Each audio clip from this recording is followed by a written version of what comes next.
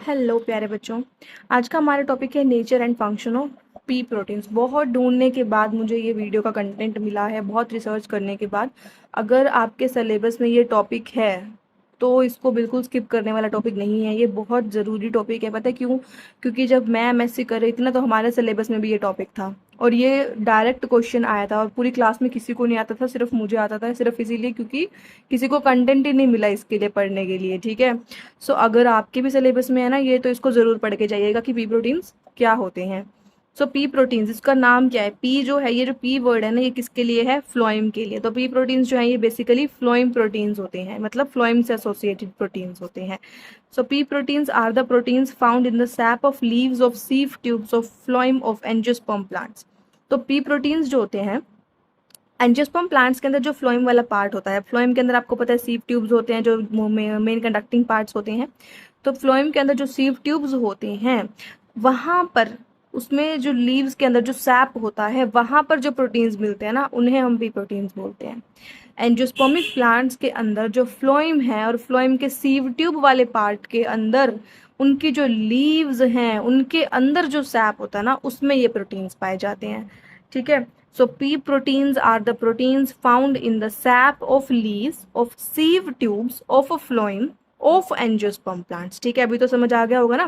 So these are completely absent in pteridophytes और gymnosperms। pteridophytes और gymnosperms में ये नहीं होते हैं, सिर्फ angiosperms के अंदर प्रेजेंट होते हैं।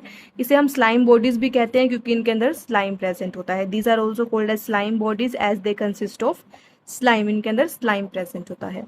They occur in different form in different developmental stages of sieve tubes। different stages में different forms में होते हैं।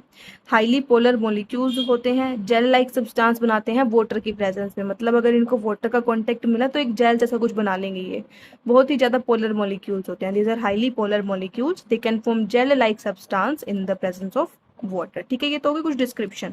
अब देख लेते हैं इसकी classification, means types of P proteins. So this is the classification of P proteins. Classification में क्या आएंगे? दो टाइप्स के होते हैं, एक नॉन डिस्पर्सिव और एक होते हैं dispersive. Non dispersive P proteins और dispersive P proteins. Non dispersive क्या होते हैं? जो अर्ली डेवलपमेंटल स्टेजेस में मिलते हैं, formed during early developmental stages of sieve tubes. इसमें सबसे पहले क्या होगा? सीव ट्यूब एलिमेंट मैच्योर हो जाएंगे, उसके बाद उसमें क्या बनेंगे? नॉन डिस्पर्सिव पी प्रोटीन्स बनेंगे, जिससे ग्लोब्यूलर बॉडीज बनेंगी। और ये ग्लोब्यूलर बॉडीज कैसी होंगी? लार्ज होंगी, विजिबल होंगी हमें, और सीव ट्यूब्स के अंदर ही रहेंगी। ठीक है। सो ये इसका पूरा प्रोसेस होगा, किस तरह से ये फॉर्म होते हैं, कहाँ आपको मिलेंगे, कैसे दिखने में होंगे। ठीक है। डिस्पर्सिव वाले कैसे होते हैं? ये भी अर्ली डेवलपमेंटल स्टेजेस में ही बनते हैं। डिस्पर्सिव वाले कैसे होते हैं? लॉन्ग फाइन फिलामेंट्स, बहुत लॉन्ग से पतले पतले से फिलामेंट्स की तरह होते हैं और ये सीव ट्यूब्स के ल्यूमन में पाए जाते हैं। नॉन डिस्पर्सिव जो है वो 100% एंजियोस्पर्म्स, मतलब सभी एंजियोस्पर्म्स में पाए जाते हैं।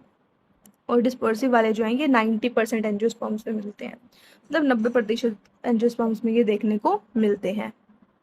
इसके बाद आता है फंक्शन ऑफ पी प्रोटीन्स कि भाई पढ़ना क्यों है, क्यों चाहिए ये एंजियोस्पर्म्स को, क्या जरूरत है इनकी। तो पी प्रोटीन्स जो है they act as puncture repair substance of phloem. Phloem के पंचर, जैसे फ्लोएम के अंदर कोई भी डैमेज वगैरह हो जाता है उसको रिपेयर करने में ये काम आते हैं।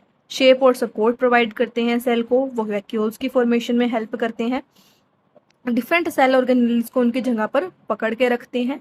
सेल सिग्नलिंग में भी असिस्ट करते हैं। और इंट्रा सेल्यूलर मूवमेंट, मतलब कि अगर दो सेल्स के, एक सेल के बीच में आपस में किसी मॉलिक्यूल को, सेल को मूवमेंट करनी है तो उसको भी सपोर्ट करते हैं। तो they act as puncture repair substance of the phloem. सबसे मेन फंक्शन है इसका, मेनली इसी के लिए होते हैं। और ये सब तो इनके सब फंक्शंस है कि चलो कर लेते हैं भैया, क्या हो गया, है ना। So provide shape and support to cell formation of vacuoles, hold different cell organelles in place, assist in cell signaling and support intracellular movement। intracellular मतलब क्या होता है कि एक जो सेल है उसके अंदर आपस में जो मूवमेंट्स हो रही हैं उसके लिए ये जो है सपोर्ट करता है। तो ये हो जाएंगे कुछ इसके फंक्शंस। अगर आपको आपके सिलेबस में ये टॉपिक है, आप इसको देख रहे हो वीडियो को अभी तक, यानी कि आपको वीडियो इंटरेस्टिंग लगी है और इसको आपको नोट डाउन कर लीजिए, या तो इसको बहुत ही इंपॉर्टेंट है, या फिर आप इसका स्क्रीनशॉट लेके भी रख सकते हैं। और अगर आपको वीडियो अच्छी लगी है तो चैनल को सब्सक्राइब करना मत भूलिएगा। I hope you like the video and don't forget to like, share and subscribe my channel. Thanks for watching.